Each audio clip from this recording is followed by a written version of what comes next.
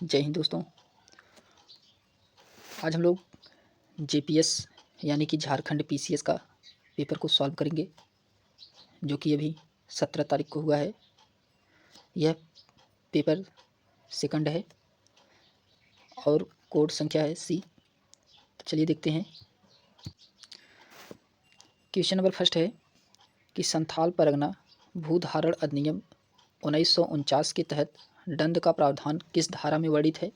तो दंड का प्रावधान जो है यह किस धारा में वर्णित है, तो धारा 67 में वर्णित है। ऑप्शन नंबर इसमें ए सही है, जो कि ये संथाल परगना भूधारण अधिनियम 1949 का है। तो ऑप्शन नंबर इसमें ए सही है। फिर इसके बाद आता है क्वेश्चन नंबर दूसरा है कि संथाल परगना भूधारण अधिनियम 1949 के किस धारा में रैयती भूमि के विनियमन से संबंधित प्रावधानों का उल्लेख किया गया है। तो ये किया गया है धारा 23 में। ऑप्शन नंबर इसमें ये सही है, धारा 23। फिर इसके बाद आता है क्वेश्चन नंबर तीसरा है FSI के रिपोर्ट के अनुसार झारखंड के किस जिले में वन क्षेत्र का प्रतिशत उसके कुल क्षेत्रफल के प्रतिशत के से कम दर्ज है, जो India state of forest report 2019 के तहत है। तो ये किस में है, तो ये जामताड़ा में है। ऑप्शन नंबर सी इसमें सही है, जामताड़ा।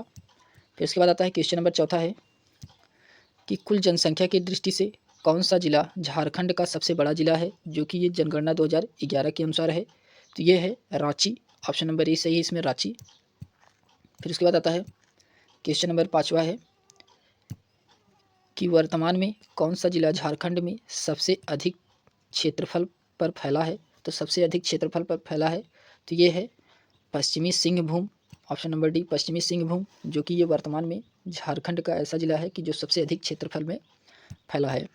फिर इसके बाद क्वेश्चन नंबर 6 है कि लाह या लाख के किस किस्म से उत्पादन का योगदान झारखंड में सबसे ज़्यादा है। तो ये है अगहनी। ऑप्शन नंबर डी अगहनी, जो कि इसमें उत्पादन का सबसे ज़्यादा योगदान है। फिर इसके बाद आता है क्वेश्चन नंबर 7वां है हैंडमूल यानी कि हथकरघा की सहकारी समितियां सबसे ज़्यादा झारखंड के किस संभाग में स्थित है। तो ये स्थित है संथाल परगना में। ऑप्शन नंबर ए इसमें सही है, संथाल परगना में स्थित है। फिर इसके बाद आता है क्वेश्चन नंबर 8वां है कि किस किस्म का रेशम उत्पादन झारखंड में सबसे ज़्यादा होता है। तो किस किस्म का रेशम उत्पादन में झारखंड में सबसे ज़्यादा होता है, तो ये होता है तसर। ऑप्शन नंबर सी तसर इसमें सही है। फिर उसके बाद आता है क्वेश्चन नंबर 9वां है कि जमशेदपुर में टाटा अभिनियंत्रण एवं लोकोमोटिव कंपनी की स्थापना कब हुई थी। तो ये कंपनी की स्थापना 1945 में हुआ था। ऑप्शन नंबर इसमें भी सही है। यह जो कि जेपीएस जो 17 मार्च को एग्ज़ाम 2024 को हुआ है, उसका पेपर नंबर 2 है। इसमें हम लोग 2-4 क्वेश्चन आयोग पर छोड़ेंगे और लगभग इसमें सही आंसर हैं। तो चलिए देखते हैं। क्वेश्चन नंबर 10वां है कि बूढ़ा घाघ जलप्रपात किस नदी पर अवस्थित है।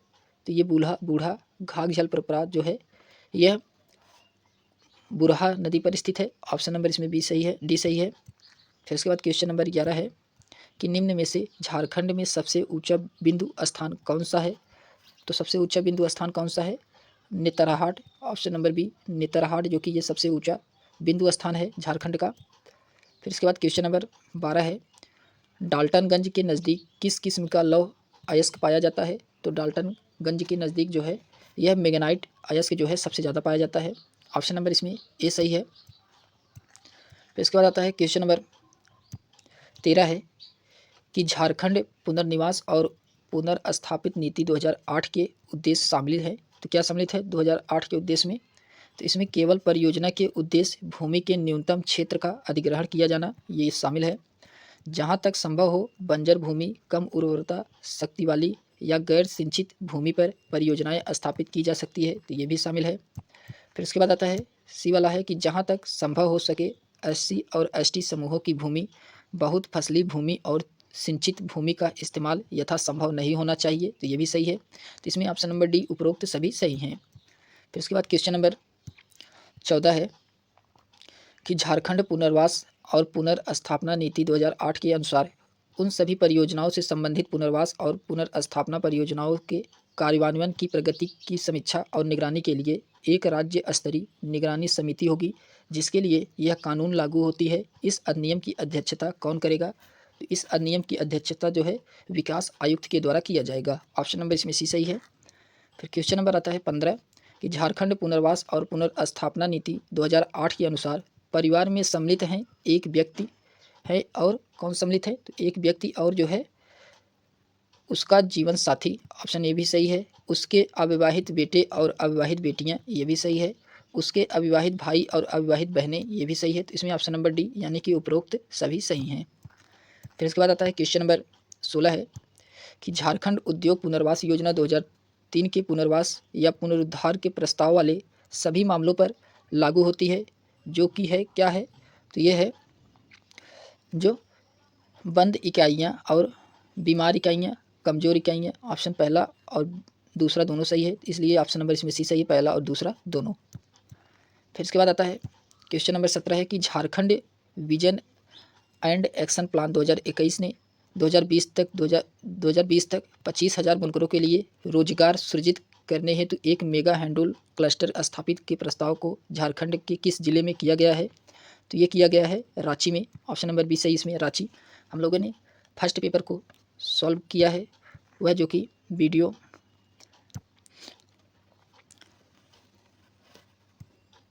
वीडियो से आप अपना आंसर मिला सकते हैं। फिर क्वेश्चन नंबर 18 है कि 2011-12 के स्थिर मूल्य पर झारखंड के बजट FI 2022-23 के अनुसार अनुमानित राज्य सकल राज्य घरेलू उत्पादन GSDP कितना है, तो जो है सकल घरेलू उत्पाद कितना है, तो ये है 4,01,997 करोड़ रुपए है। ऑप्शन नंबर इसमें ए सही है, 4,01,997 रुपये। फिर उसके बाद आता है क्वेश्चन नंबर 19 है गोमिया या बकारो में स्थित भारतीय विस्फोटक लिमिटेड की स्थापना किस वर्ष की गई थी, तो ये 1956 में किया गया था। ऑप्शन नंबर इसमें बी सही है। फिर इसके बाद क्वेश्चन नंबर 20 है झारखंड राज्य के किस शहर में बरनूरपुर सीमेंट लिमिटेड अवस्थित है, तो ये कहाँ पर स्थित है, तो ये परातूर में स्थित है। ऑप्शन नंबर सी पतरातू में स्थित है। फिर इसके बाद आता है क्वेश्चन नंबर 21 है कि झारखंड राज्य का सबसे बड़ा कोयला क्षेत्र कहाँ अवस्थित है, तो झारखंड राज्य का सबसे बड़ा कोयला क्षेत्र जो है ये झरिया में स्थित है। ऑप्शन नंबर डी इसमें सही है। फिर इसके बाद क्वेश्चन नंबर 22 है कि झारखंड राज्य के किस स्थान पर भारत का प्रथम एल्युमिनियम रिफाइनरी अवस्थित है, तो ये कहाँ पर स्थित है, तो मुरी में स्थित है। ऑप्शन नंबर इसमें सी सही, मुरी। फिर क्वेश्चन नंबर 23 है कि कुंदरकोच स्वर्ण खदान झारखंड राज्य के किस जिले में स्थित है, तो ये कहाँ पे स्थित है, तो ये सिंहभूमि पूर्व में स्थित है। ऑप्शन नंबर इसमें ये सही है, सिंहभूमि पूर्व में।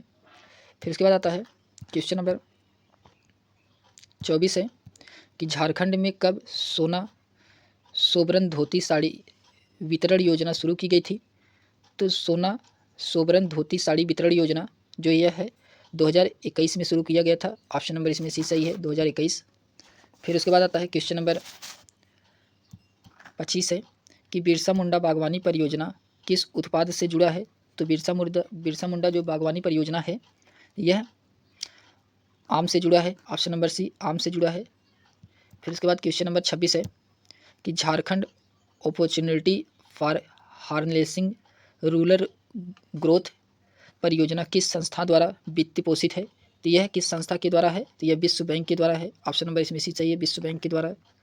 फिर इसके बाद क्वेश्चन नंबर 27 है कि स्थानीय ग्राम स्तर के विकास की 4 अलग अलग परियोजनाओं जैसे कि सांसद आदर्श ग्राम परियोजना, प्रधानमंत्री आदर्श ग्राम परियोजना, मुख्यमंत्री स्मार्ट ग्राम परियोजना और विधायिका आदर्श ग्राम परियोजना को किस योजना में एकीकृत किया गया है, तो यह जो है झारखंड एकीकृत आदर्श ग्राम योजना में इसको एकीकृत किया गया है। तो ऑप्शन नंबर इसमें ये सही है। फिर इसके बाद क्वेश्चन नंबर 28 है अबुआ आवास योजना के संबंध में विचार करें। तो अबुआ आवास योजना के संदर्भ में आपको बताना है। तो पहला है कि इसकी शुरुआत 15 अगस्त 2023 को की गई थी। तो अबुआ आवास योजना में इसकी शुरुआत जो है 15 अगस्त 2023 में की गई थी, तो ये सही है। इसमें वैसे लाभार्थियों को आवास देने का प्रावधान है जिन्हें प्रधानमंत्री आवास योजना के तहत मकान मिला हुआ है, तो ये भी सही है। तो ये जो कि दोनों इसमें सही है, तो ऑप्शन नंबर इसमें सी सही है, पहला और दूसरा दोनों सही है। फिर इसके बाद आता है क्वेश्चन नंबर 29 है कि निम्नलिखित में से कौन सा मुख्यमंत्री जन वन योजना का उद्देश्य नहीं है। तो जन वन योजना का उद्देश्य इसमें कौन सा नहीं है? तो रेशम उत्पादन हेतु वृक्षारोपण करना। तो ऑप्शन पहला ही इसमें गलत है कि रेशम उत्पादन हेतु वृक्षारोपण करना, जो कि यह मुख्यमंत्री जन वन योजना का उद्देश्य नहीं है। फिर उसके बाद आता है क्वेश्चन नंबर 30 है कि निम्नलिखित में से झारखंड के किस जिले में अति सघन वृक्ष सर्वाधिक क्षेत्र में है? तो कहाँ पे सर्वाधिक क्षेत्र में है? तो लातेहार में। ऑप्शन नंबर सी लातेहार में, जो कि यहाँ पर सर्वाधिक सघन वाले वृक्ष पाए जाते हैं। फिर उसके बाद आता है क्वेश्चन नंबर 31 है। क्वेश्चन नंबर 31 है कि India state of forest report 2021 के अनुसार झारखंड में वन आवरण क्षेत्र कितना है? तो वन आवरण का क्षेत्र जो है यह 23,721 वर्ग किलोमीटर का है। तो ऑप्शन नंबर इसमें भी सही है। फिर उसके बाद आता है क्वेश्चन नंबर 32 है कि भारतीय संविधान के अनुच्छेद में राज्य को पर्यावरण की रक्षा एवं उसमें सुधार करने तथा वन एवं वन्यजीवों की सुरक्षा का दायित्व दिया गया है। तो यह किसके द्वारा दिया गया है? तो ये अनुच्छेद 48A के तहत कहा गया है। तो ऑप्शन नंबर इसमें ये सही है। फिर उसके बाद आता है क्वेश्चन नंबर 33 है कि झारखंड का बेलता राष्ट्रीय उद्यान कितने वर्ग किलोमीटर क्षेत्र में फैला हुआ है? तो कितने वर्ग किलोमीटर क्षेत्र में फैला हुआ है?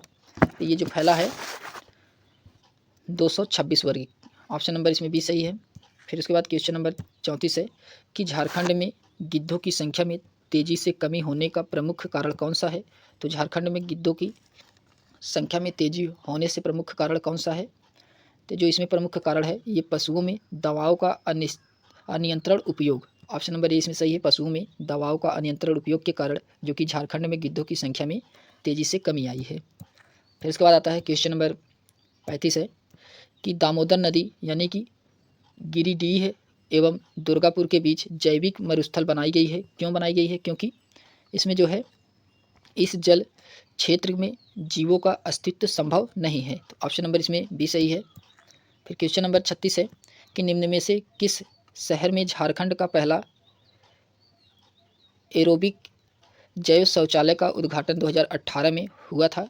तो किस में हुआ था? तो ये जो किया गया था यह रांची में किया गया था। ऑप्शन नंबर ए इसमें सही है, रांची। फिर इसके बाद आता है क्वेश्चन नंबर 37 है कि निम्न में से कौन सा कारक झारखंड के जैव विविधता को नुकसान पहुंचा रहा है? तो कौन सा कारक है जो झारखंड को जैव विविधता का नुकसान पहुंचा रहा है? तो वह है अंधाधुंध शहरीकरण। ऑप्शन पहला सही, अंधाधुंध शहरीकरण। फिर अनियोजित और अनियंत्रित औद्योगिकीकरण, ये भी सही है। बढ़ती जनसंख्या और घटते वन, ये भी सही है। यानी कि उपरोक्त सभी सही हैं। फिर क्वेश्चन नंबर 38 है कि वन कानून के तहत संरक्षित वन्य से क्या तात्पर्य है? तो वन कानून के तहत संरक्षित वन से क्या तात्पर्य है? तो इसमें जो है सभी गतिविधियों पर प्रतिबंध है। ऑप्शन नंबर इसमें ये सही है, सभी गतिविधियों पर प्रतिबंध, जो कि ये वन कानून के तहत संरक्षित वन से तात्पर्य होता है। फिर उसके बाद आता है क्वेश्चन नंबर 39 है कि निम्नलिखित में से कौन सा जल प्रदूषण का प्रमुख प्रभाव है? तो जल प्रदूषण का प्रमुख प्रभाव कौन सा है? तो इसमें जो है जलीय जीवन के लिए ऑक्सीजन की कमी, जलीय जीवन के लिए ऑक्सीजन की कमी। ऑप्शन नंबर इसमें सी सही है। फिर क्वेश्चन नंबर 40 है कि मुख्यमंत्री जन वन योजना के तहत कोई लाभुक जो अपने निजी भूमि पर वृक्षारोपण करता है उसे सरकार द्वारा कितने प्रोत्साहन राशि दी जाती है? तो उसे सरकार द्वारा कितने प्रोत्साहन राशि दी जाती है? तो उसे इस परियोजना हेतु स्वीकृति दर पर कुल लागत की राशि 75% होगी।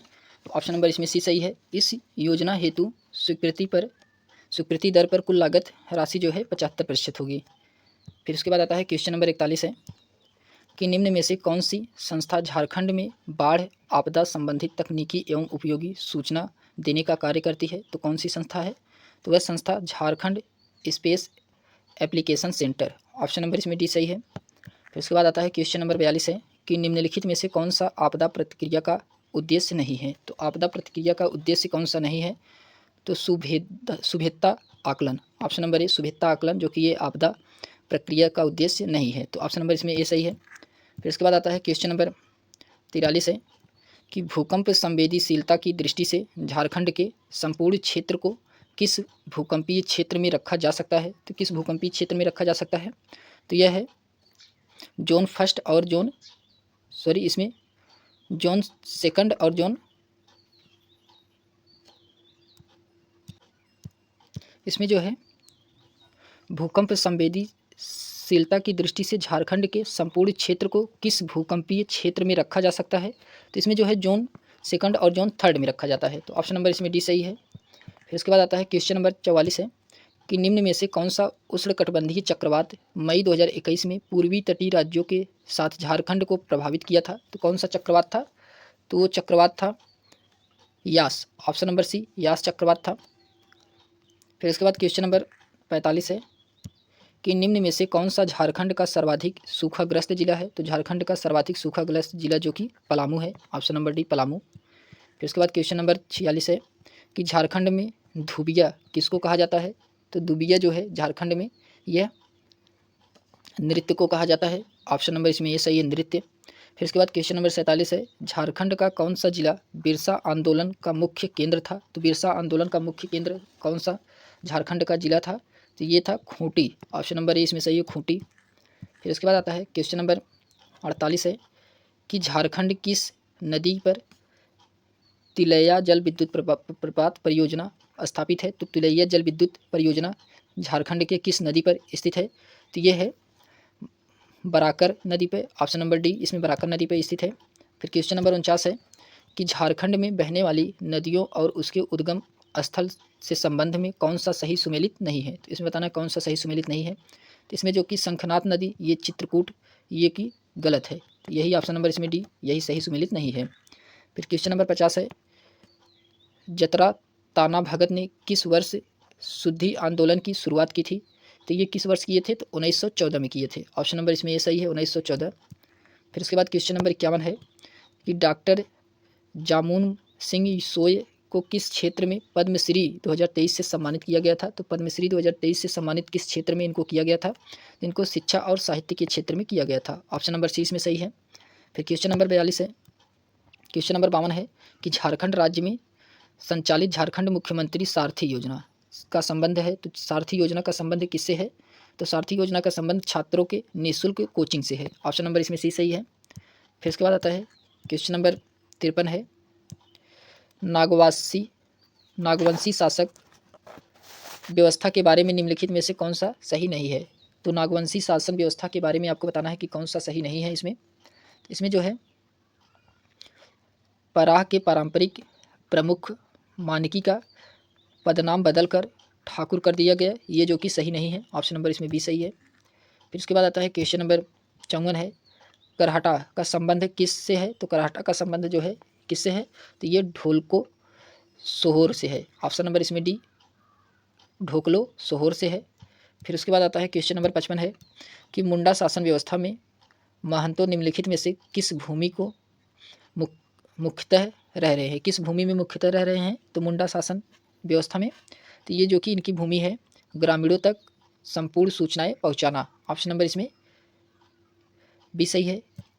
फिर उसके बाद आता है क्वेश्चन नंबर 56 है कि माझी परगना शासन व्यवस्था में उप प्रधानमंत्री कौन होता है? तो माझी परगना शासन में जो है उप प्रधानमंत्री इसमें परानिक होता है, ऑप्शन नंबर ए परानिक होता है। फिर उसके बाद आता है क्वेश्चन नंबर 57 है उराव शासन व्यवस्था में गांव का प्रधान कौन होता है? तो उराव शासन व्यवस्था में जो गांव का प्रधान होता है वह महतो होता है, ऑप्शन नंबर बी महतो, जो कि ये गांव का प्रधान होता है। फिर उसके बाद क्वेश्चन नंबर 58 है मुंडा मानकी व्यवस्था से संबंधित निम्नलिखित में से कौन सा कथन सत्य नहीं है? तो कौन सा कथन जो कि सत्य नहीं है? इसमें यदि मानकी बर्खास्त हो जाए तो उसके उत्तराधिकारियों को उनका हक नहीं मिलता है, ऑप्शन नंबर इसमें बी सही है। फिर इसके बाद क्वेश्चन नंबर 59 है नाया किस जनजाति पंचायत के मुखिया का नाम था? तो नाया जो है यह बिरहोर का मुखिया के नाम था, ऑप्शन नंबर इसमें बी सही है। जो नाया किस जनजाति पंचायत के मुखिया का नाम था? तो बिरहोर। फिर उसके बाद क्वेश्चन नंबर 60 है कि पहाड़ी जनजाति व्यवस्था में गांव के प्रमुख को क्या कहा जाता था? तो गांव के प्रमुख को क्या कहा जाता था? तो माझी कहा जाता था, ऑप्शन नंबर डी इसमें सही है, माझी कहा जाता था। फिर उसके बाद आता है क्वेश्चन नंबर 61 है, क्वेश्चन नंबर 61 है कि नागवंशावली के अनुसार नागवंशी राजा की राजधानी को सुतियाम्बे से चुटिया ले जाने का काम किस राजा ने किया था? तो ये जो है नृपति प्रताप राय के द्वारा किया गया था, ऑप्शन नंबर इसमें ये सही है। फिर उसके बाद क्वेश्चन नंबर 62 है 1855 से 56 के हुल का नेतृत्व हजारीबाग में किन्होंने किया था? तो ये जो है लुभिया माझी और बैरू माझी के द्वारा किया गया था। ऑप्शन नंबर इसमें डी सही है। फिर क्वेश्चन नंबर 63 है कि छोटा नागपुर के कैथोलिक सभा के पहले अध्यक्ष कौन थे? तो कैथोलिक सभा के पहले अध्यक्ष कौन थे? तो ये बोनीफेस लकड़ा। ऑप्शन नंबर इसमें बी सही है, बोनीफेस लकड़ा, जो कि ये पहले अध्यक्ष थे। फिर उसके बाद क्वेश्चन नंबर 64 है कि रामजीत हंसाद, बुद्धराय किस्कू और चंद्राय टुड्डू निम्नलिखित में से कौन से आंदोलन से जुड़े थे? ये जुड़े थे, इसमें जो है इसको आप लोग कमेंट करके बताइए इसका आंसर क्या होगा। फिर उसके बाद आता है क्वेश्चन नंबर 65 है कि झारखंड क्षेत्र स्वशासी परिषद के गठन का निर्णय कब किया गया था? तो स्वशासी परिषद का जो निर्णय था वह 1994 में किया गया था, दिसंबर 1994 में। ऑप्शन नंबर इसमें डी सही है। फिर उसके बाद आता है क्वेश्चन नंबर 66 है असहयोग आंदोलन के नायक गोपबंधु दास का संबंध निम्नलिखित में से किस क्षेत्र से था? तो यह किस क्षेत्र से था? तो यह सरायकेला खरसावा से था। ऑप्शन नंबर इसमें बी सही है। फिर इसके बाद क्वेश्चन नंबर 67 है कि छोटा नागपुर विकास प्राधिकरण और संथाल परगना विकास प्राधिकरण की स्थापना किस वर्ष हुई थी? तो ये जो हुआ था इसको भी आप लोग कमेंट करके बताइए, इसका भी जो आंसर है संशय में है। फिर उसके बाद आता है क्वेश्चन नंबर 68 है कि उराव जनजाति में बच्चों के विवाह के समय माँ के गोत्र में कितनी पीढ़ी तक विवाह वर्जनीय होता है? तो ये जो कि 3 पीढ़ी तक। ऑप्शन नंबर इसमें डी सही है, 3 पीढ़ी तक वर्जनीय होता है। फिर उसके बाद क्वेश्चन नंबर 69 है कि मुंडा महिलाओं का प्रचलित परिधान क्या था? तो मुंडा महिलाओं का प्रचलित परिधान जो है यह परिया था। ऑप्शन नंबर बी परिया। फिर इसके बाद क्वेश्चन नंबर 70 है कि झारखंड के तीसरे राज्यपाल कौन थे? तो झारखंड के तीसरे राज्यपाल को बताना है, इसमें कौन थे? तो एम रम्मा जोइस जो ये कि झारखंड के तीसरे राज्यपाल थे। ऑप्शन नंबर इसमें सी सही है। फिर इसके बाद क्वेश्चन नंबर 71 है कि 2022-23 के बजट में झारखंड सरकार ने सबसे ज़्यादा पैसा 13.54% पर खर्च किया था। तो किस पर किया था? तो ये किया गया था शिक्षा पर। ऑप्शन नंबर इसमें सी शिक्षा पर किया गया था। फिर उसके बाद आता है क्वेश्चन नंबर 72 है कटाहा ब्राह्मण का भोजन एवं गौदान किस संस्कार से जुड़ा है? तो ये जुड़ा है मृत्यु से। ऑप्शन नंबर इसमें सी सही है, मृत्यु से जुड़ा है। फिर उसके बाद क्वेश्चन नंबर 73 है खड़िया लोक कथाओं का साहित्यिक एवं सांस्कृतिक अध्ययन नामक पुस्तक की रचना किसने की थी? तो ये पुस्तक की रचना राज केकरकोट्टा के द्वारा किया गया था। ऑप्शन नंबर इसमें ए सही है।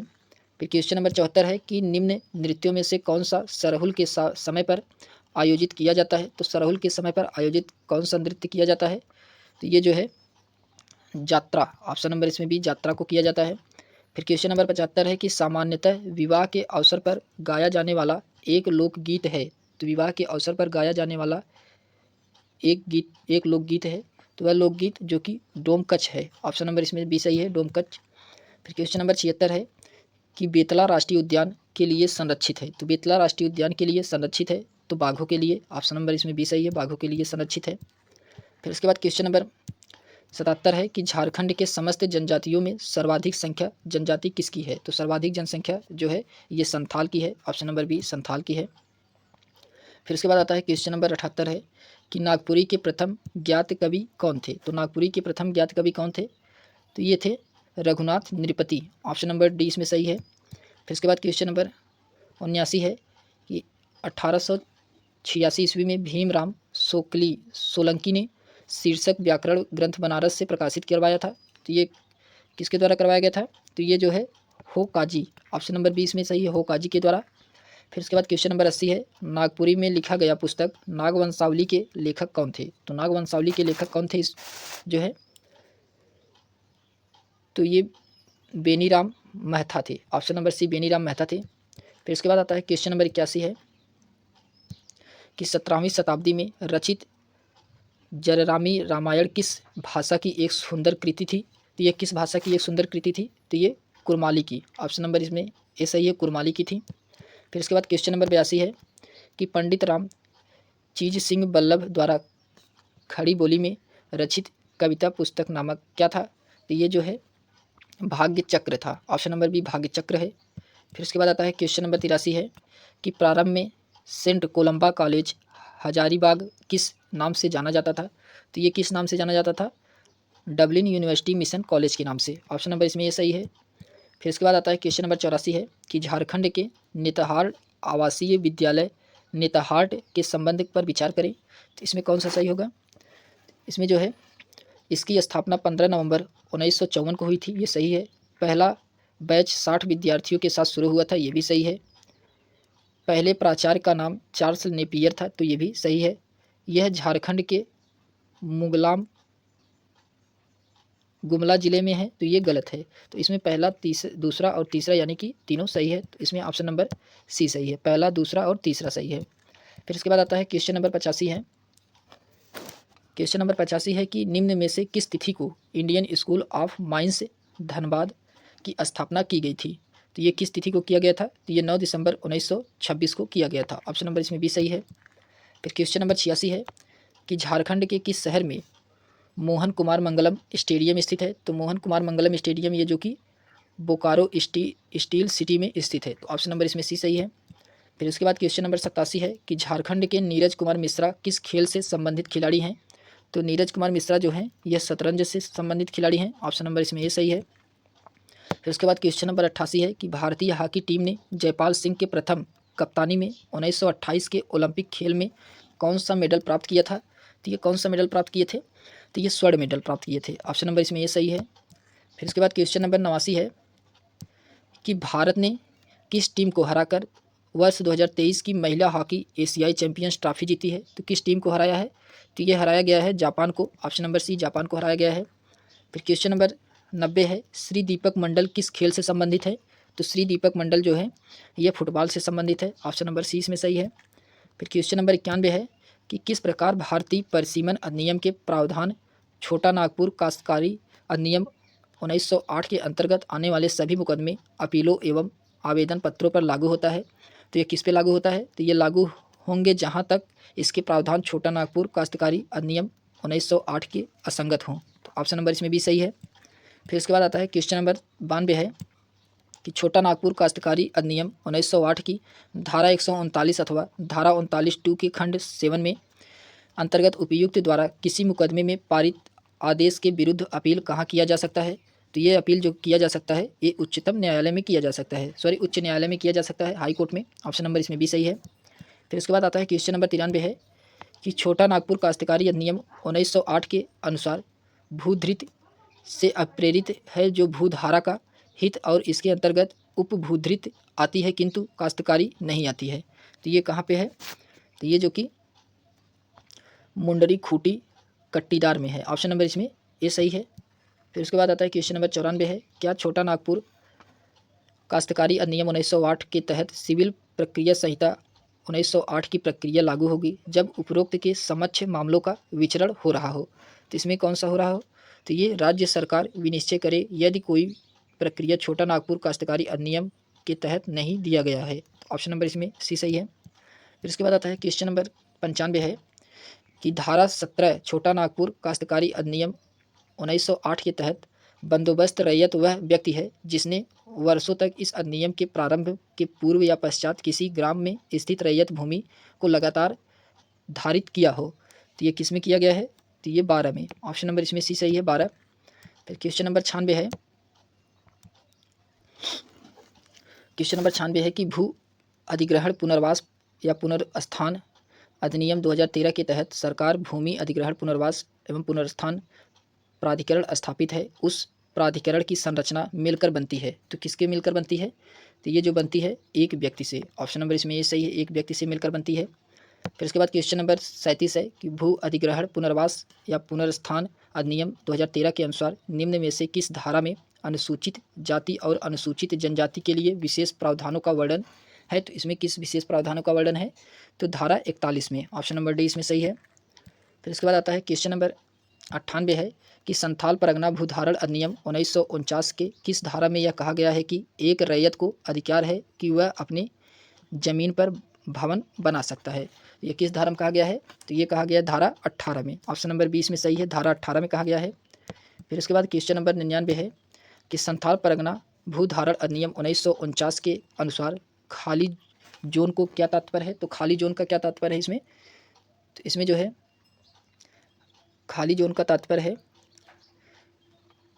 परितक के जोन पहला सही है, और जोन जो जिसका रैयत बिना उत्तराधिकारी छोड़े मर गया हो, तो इसमें बी भी सही है, तो पहला और दूसरा दोनों सही है, तो ऑप्शन नंबर इसमें डी सही है, पहला और दूसरा दोनों। फिर इसके बाद क्वेश्चन नंबर 100 है कि संथाल परगना भूधारण अधिनियम 1949 के अनुसार एक चरागाह भूखंड का प्रयोग तथा बंदोबस्त खेती हेतु किया जा सकता है, तो ये किस में किया जा सकता है, तो ये उपरोक्त की अनुमति से, ऑप्शन नंबर इसमें ए सही है। हम लोगों ने आज जेपीएस का यानी कि झारखंड पीसीएस का जो 17 मार्च को 2024 को एग्ज़ाम हुआ था उसके पेपर को सॉल्व किए हैं। यह पेपर नंबर 2 है। तो आज के लिए बस इतना ही, धन्यवाद।